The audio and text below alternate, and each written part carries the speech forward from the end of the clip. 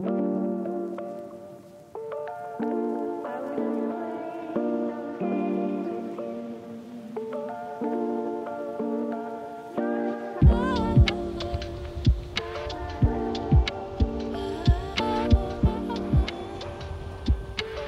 m'a fallu un certain temps pour réussir à trouver cette cascade. En fait, j'ai fait le tour, j'ai tourné autour et j'ai enfin trouvé un accès, tout simplement parce qu'au départ, j'étais arrivé par le haut, mais impossible de descendre et même impossible d'avoir une vision intéressante de cette cascade. J'ai fait le tour, j'ai dû faire 4 km de marche, voilà, ça met en forme.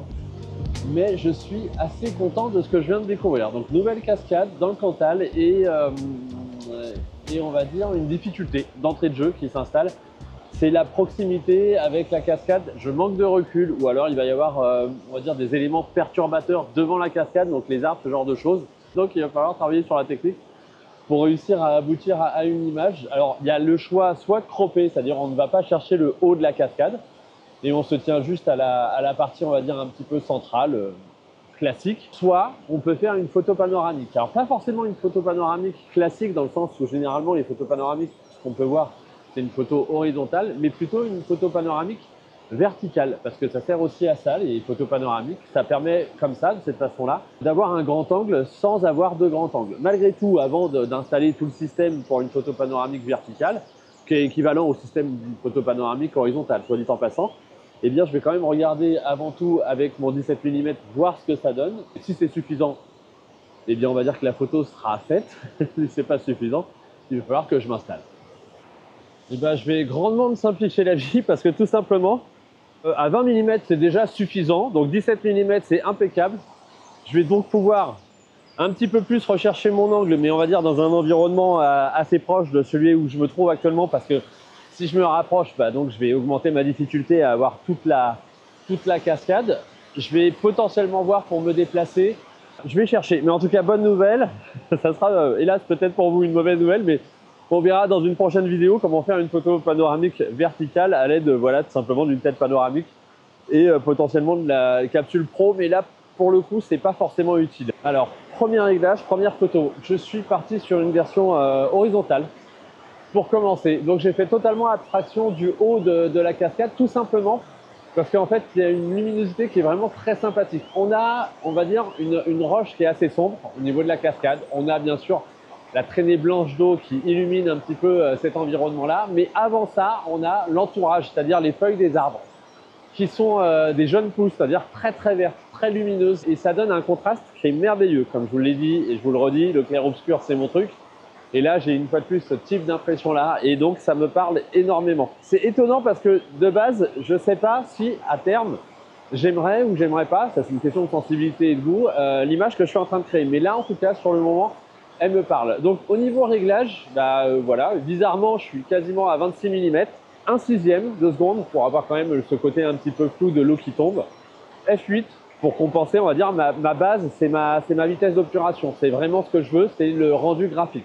À partir de là, je règle tous mes réglages autour. Donc F8 pour avoir une belle profondeur de champ, autant au niveau des feuilles pour qu'elles soient nettes et au niveau de la cascade.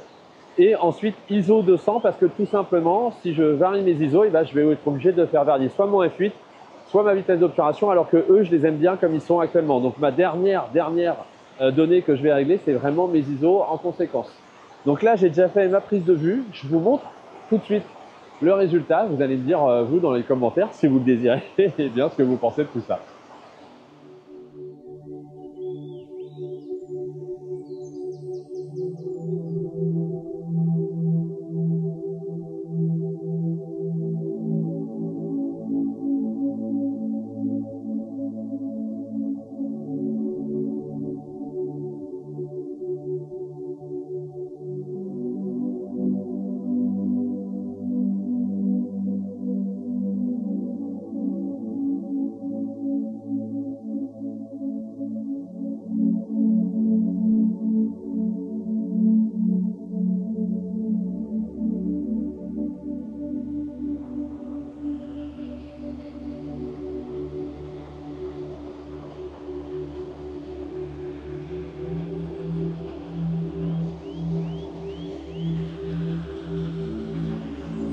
Voilà, je viens de réaliser ma prise de vue verticale. Je vous la montre. Maintenant, ce que je vais essayer de faire, parce que j'ai un petit peu sécurisé les photos de base, je vais essayer de voir si je peux me trouver un angle un petit peu plus intéressant, potentiellement un petit peu plus fort. Je vais voir si je peux me déplacer et atteindre ne serait-ce que la partie un petit peu rocheuse pour jouer sur vraiment quelque chose de type gros contre-plongée. Voilà, donc maintenant je vais, je vais m'atteler à ça. Si j'arrive à trouver un angle intéressant, mais déjà je vous montre donc la photo verticale.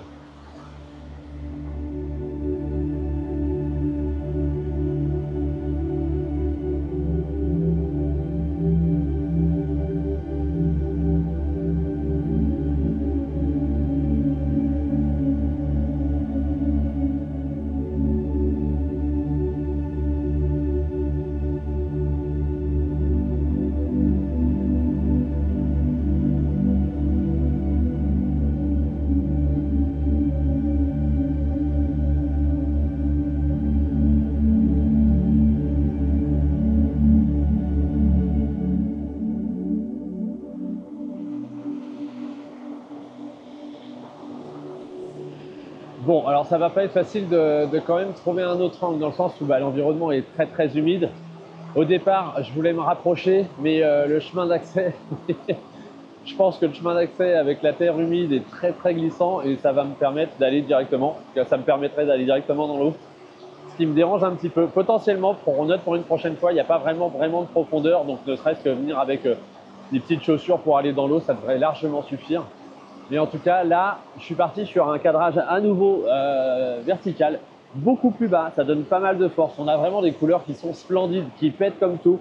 Il y a un niveau de saturation d'entrée de jeu qui est assez élevé. Voilà, je vais voir en post-production si je retouche tout ça. Je vais quand même essayer de voir si je peux faire quelque chose là. Parce que c'est bien tentant d'essayer d'aller voir s'il y a un petit peu à gauche, trouver un autre angle. Par contre, l'accès là, il va être difficile, à moins peut-être de passer par plus bas. Je vais voir tout ça. Mais déjà, je vous montre ma photo actuelle.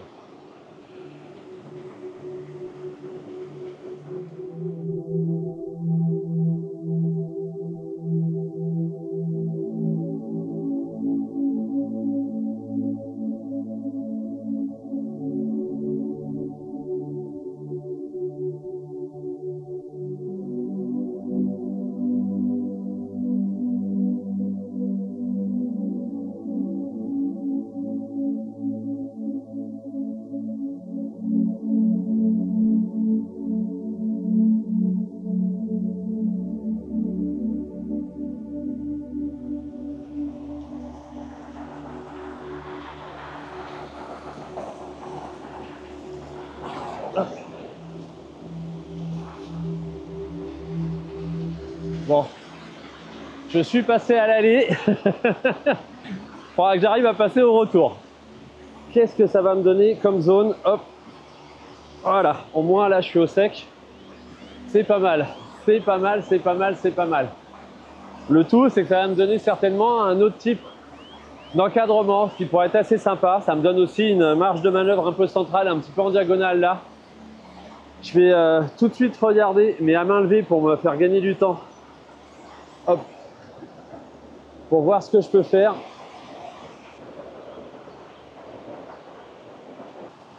Je vais réfléchir. Des fois, il faut juste prendre 5 minutes.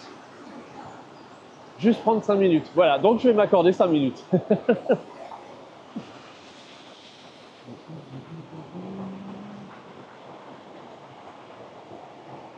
Alors, je vais me tenter une prise de vue assez particulière qui va déformer mon environnement. C'est un type de prise de vue que j'affectionne notamment quand je suis dans les églises ou les cathédrales, ce genre de choses. C'est en fait un panorama qui part du bas comme ça et qui remonte complètement. Et en fait, avec, en tout cas dans les cathédrales ou ce genre de choses, avec les lignes de perspective des colonnes ou ce genre d'éléments, on va dire, graphiques, eh bien, ça donne des espèces de vagues, de vaguelettes. Là, pour le coup, je ne l'ai jamais tenté sur une photo en paysage. Donc, ça sera en fait une espèce de photo panoramique en verticale d'un paysage. Voilà. Ce qui fait que je vais commencer comme ça et je vais remonter. Et ça va me donner, normalement, une belle verticale, mais avec quand même des déformations au fur et à mesure. Je vais faire une bande, une deuxième bande, une troisième bande. Et clairement, là, pour le coup, c'est vraiment un essai. On va voir ensuite ensemble le résultat que ça donne. Et une fois de plus, je vous incite à me dire ce que vous pensez de ce type de choses. Si ça vous parle graphiquement, si c'est pas aberrant graphiquement justement, si ça touche votre sensibilité ou pas. Enfin voilà, vraiment, l'image que je m'apprête à faire, pour moi, déjà, elle m'interroge personnellement. Donc pour vous, je serais assez curieux de voir le ressenti que vous avez par rapport à tout ça. J'installe mon trépied, je fais ma prise de vue et une fois de plus, je vous montre tout ça.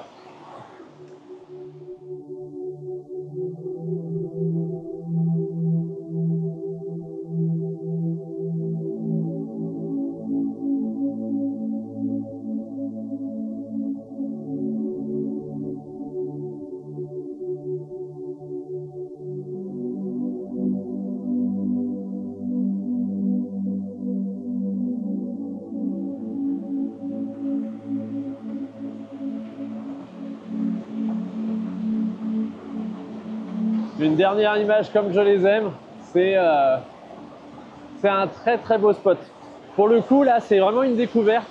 Et je dois dire que l'avantage, une fois de plus, de découvrir ces lieux, parce que vraiment, depuis que je fais ma chaîne YouTube, bah, je découvre aussi l'environnement qui m'entoure, parce que j'ai déménagé à ce moment-là. Et en fait, c'est un vrai plaisir, parce que c'est à chaque fois pour moi des découvertes, des très belles découvertes du territoire français, de la chance qu'on a sur cette variété de paysages qu'on peut trouver en France.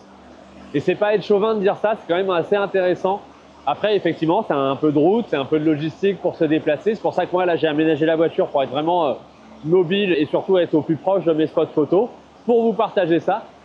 Mais en tout cas, ce que je voulais dire, c'est que là, le fait d'avoir découvert cette cascade-là pour la première fois, et bien maintenant, je sais que ça va mûrir dans ma tête et que je vais projeter des images, soit des images de saison, soit des images par rapport à un cadrage particulier, par rapport à une technique particulière. Ça va se construire, ça fait partie un petit peu de ma façon de faire, en sachant que là, pour le coup, là, vous l'avez vu, des fois, je me tente à une technique que même si je ne l'ai jamais utilisée sur un lieu spécifique ou dans un domaine spécifique, eh bien, c'est bien de voir un petit peu le résultat auquel on aboutit. C'est ça un petit peu le truc, ça permet aussi de découvrir des choses, soit de se planter, et on apprend que de ses erreurs, de toute façon, on apprend rarement de ses réussites, mais en fait, l'avantage, c'est que lorsqu'on se plante, on peut mettre en place des techniques, en tout cas des solutions, manœuvrer des petits leviers qui permettent d'aboutir à des images assez sympathiques, voire surprenantes, qu'on n'a pas l'habitude de voir. Voilà, tout simplement. En tout cas, une fois de plus, avant de vous présenter cette dernière image que j'aime beaucoup par rapport à la lumière, eh bien, je vous incite à cliquer sur le petit pouce qui pointe vers le haut pour titiller l'algorithme de YouTube et proposer ma vidéo à d'autres personnes qui seraient intéressées par ce type de contenu, à vous abonner à ma chaîne si ce n'est pas déjà fait, c'est gratuit, et à cliquer sur la petite flèche qui apparaîtra à ce moment-là pour être informé de mes futurs vlogs. Vous pouvez aussi regarder dans la zone de description un petit peu plus bas, il y a des informations, notamment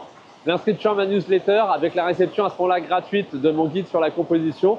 L'avantage d'être inscrit à ma newsletter, c'est que vous serez informé de quelques petits trucs et astuces, de la sortie de mes futurs vlogs et aussi de mes stages et voyages photos que je propose. Voilà, je vous présente cette dernière image et moi je vous dis à très bientôt pour une nouvelle aventure.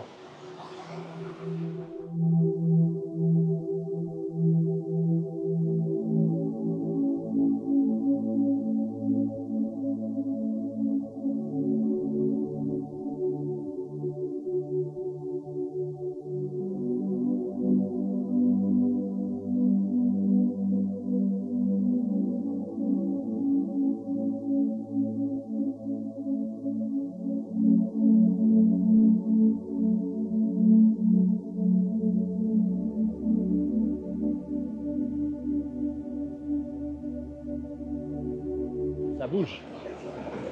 Hop là. Yep. J'y suis presque, c'est pas gagné. Ok. Voilà, bon, allez. Le bonhomme est sain et sauf et surtout l'appareil photo est sain et sauf. À très bientôt. Hop, hop, hop, bah, peut-être pas tant que ça, non.